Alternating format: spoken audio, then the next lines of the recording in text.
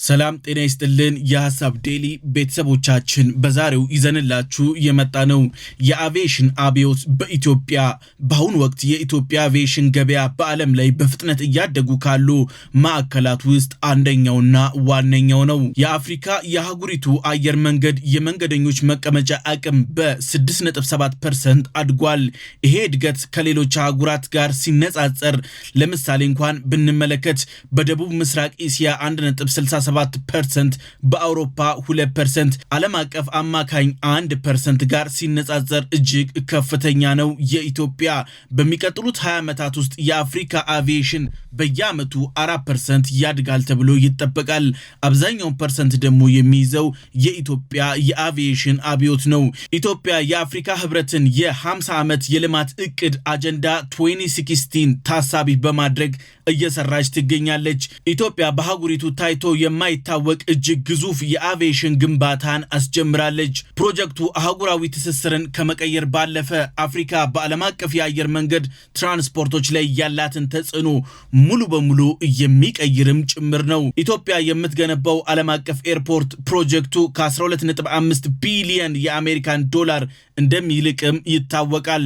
በአሁኑ ወቅት የአዲስ አበባ ቦሌ ዓለም አቀፍ ኤርፖርት በዓመት ከ20 እስከ 25 ሚሊዮን መንገደኞችን በትንሹ ያስተናግዳል። ነገር ግን በጥቂት ዓመታት ውስጥ የመስተንግዶ ጣሪያውን ሊያልፍ ይችላል። ባለፉት 5-6 ዓመታት በተሰሩ ሰፋፊ ማስፋፊያዎች በዚህ ዓመት 21 ሚሊዮን የሚጠጋ ህዝብ የቦሌ ኢንተርናሽናል ኤርፖርት ያስተናግዳል። አሁን ባለው እድገት በየዓመቱ 2 ሚሊዮን የሚጨምር ከሆነ ከ2 እና 3 ዓመታት በኋላ የቦሌ ኢንተርናሽናል ኤርፖርት ተጨማሪ ሰው ማስተናገድ አይችልም። ኢትዮጵያ እነዚህን ችግሮች ቀድማ በመረዳትም ጭምር ነው ለመገንባት ፈጥና እየሰራች የምትገኘው።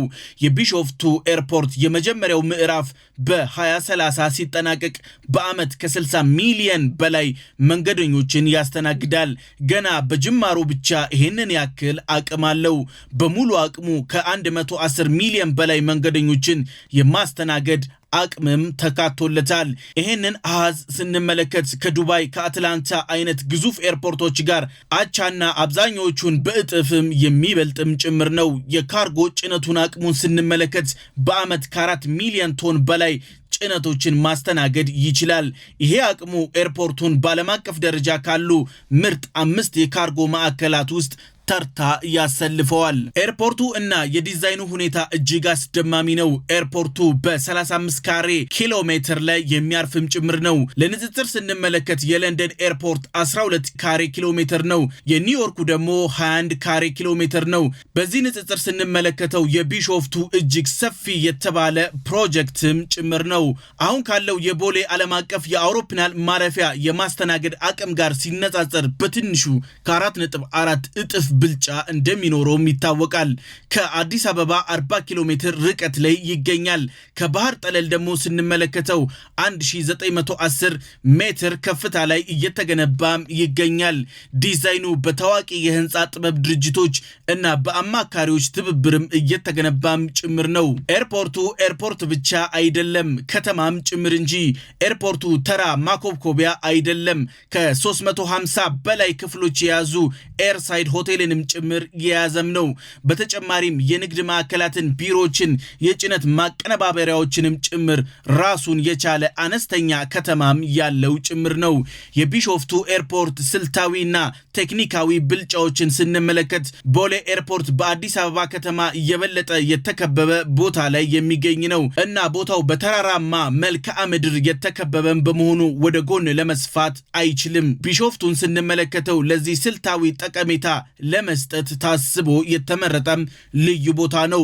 ቢሾፍቱን ሌላ ምን ልዩ ያደርገዋል? አዲስ አበባ ከባህር ጠለል በላይ ከ2300 ሜትር ከፍታ በላይ ትገኛለች።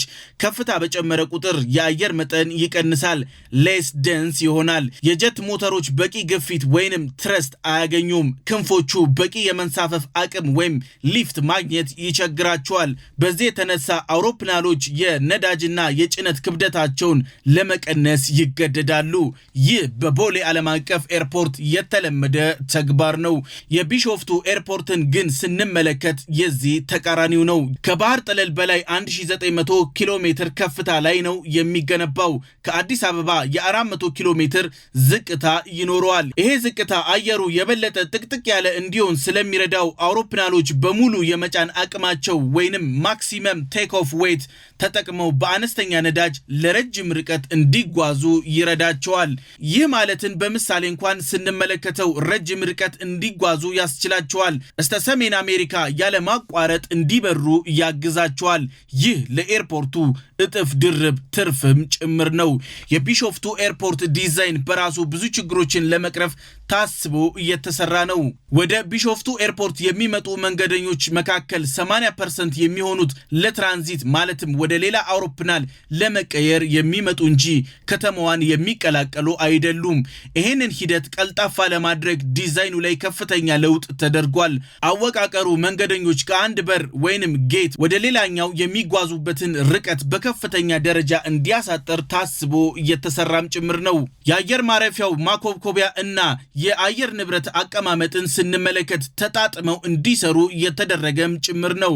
በዓለም ላይ ካሉ ግዙፍ አውሮፕላኖችን ሙሉ በሙሉ የማስተናገድ አቅም አለው። ከ4 በላይ ማኮብኮቢያዎችም ጭምር አሉት።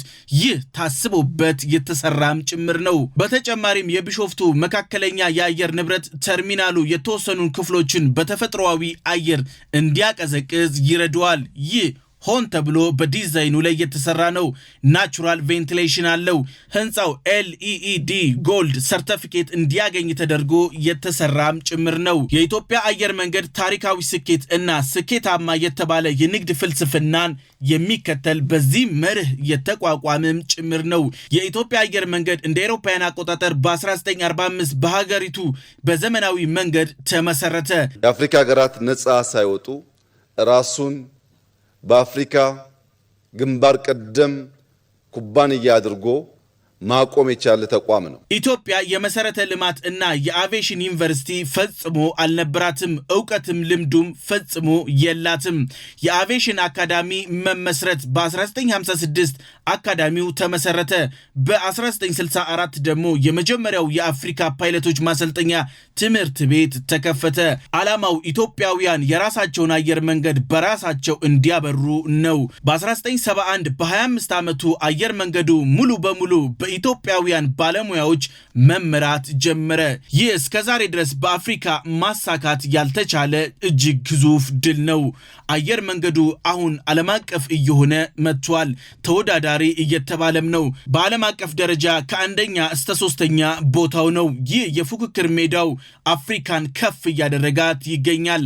ዛሬ ባስጀመር ነው ታላቁ ኤርፖርት ግን በአፍሪካ ብቻ ሳይሆን በዓለም ጥቂት ሀገራት ያሳኩትን እጅግ ዘመናዊ 110 ሚሊዮን ህዝብ በአመት ሊያጓጉዝ የሚችል ታላቅ ኤርፖርት ለመስራት በቅቷል። ፓን አፍሪካኒስቱ ኤርፖርት እውን እያደረገ ያለው የአፍሪካውያን ወንድሞቻችንን የመሰልጠን ፍላጎት ህልምም ጭምር ነው። ይህ ፕሮጀክት በአቪዬሽን መሰረተ ልማት ክፍተትን በመሙላት አፍሪካን ነፃ የንግድ ቀጠና ስምምነቶችን ተግባራዊ እንድታደርግ ይረዳታል። ኢትዮጵያን ደግሞ የአየር ትራንስፖርት የበላይነቷን ለረጅም ጊዜ ለማስቀጠል የተወረወረ ትልቅ ስልታዊ ጠጠርም ጭምር ነው።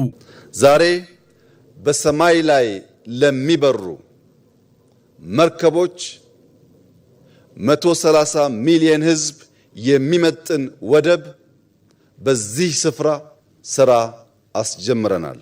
በዚህ ስፍራ በሰማይ ለሚበሩ መርከቦች ያስጀመርነው ወደብ ከዚህ ቀደም ከነበረን በአጠቃላይ ብቃቱ ይለያል። በስፋቱ ልክ በአየር ላይ የሚመላለሱ መርከቦችን በብቃት ማስተናገድ ችሎ የኢትዮጵያን የእድገት ስብራት የሆነውን ሎጂስቲክስ ለመፍታት በእጅጉ ስለሚያግዝ ነው። የሀሳብ ዴሊ ቤተሰቦቻችን የዛሬው ይህን ይመስላል። በቀጣይ በሌላ አጀንዳ እስከምንገናኝ ሰላም።